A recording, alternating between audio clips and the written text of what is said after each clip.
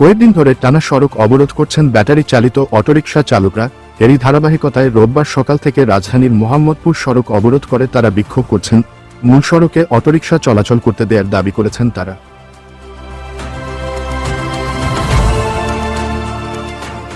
এদিকে অটোরিকশা চালকদের আন্দোলনে রাজধানীর মোহাম্মদপুর, ধানমন্ডি, মিরপুর ও গাবতলী সড়কে তীব্র যানজটের সৃষ্টি হয়েছে। এতে ভোগান্তিতে পড়েছেন অনেক মানুষ।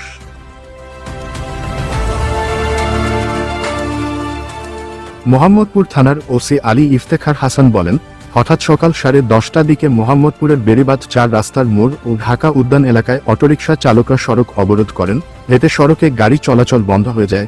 পরিস্থিতি নিয়ন্ত্রণে ঘটনাস্থলে পর্যাপ্ত পুলিশ মোতায়েন করা হয়েছে। উচ্চ আদালত থেকে ঢাকা মহানগর এলাকায় 3 দিনের মধ্যে ব্যাটারি চালিত রিকশা বন্ধের নির্দেশ আসে 19 নভেম্বর। প্যাডেল চালিত রিকশা সমিতির করা একটি রিটের প্রাথমিক শুনানির পর বিচারপতি ফাতেমা নজিব ও বিচারপতি মাহমুদুর রাজির হাইকোর্ট বেঞ্চে আদেশ দেন। স্বরাষ্ট্র সচিব, স্থানীয় সরকার সচিব, আইজিপি, ঢাকা মহানগর পুলিশ কমিশনার, ঢাকার 2 সিটি কর্পোরেশনের কর্তৃপক্ষ সহ সংশ্লিষ্টদের আদালতের এই আদেশ বাস্তবায়ন করতে বলা হয়। ডেস্ক রিপোর্ট, ধ্রুব নিউজ।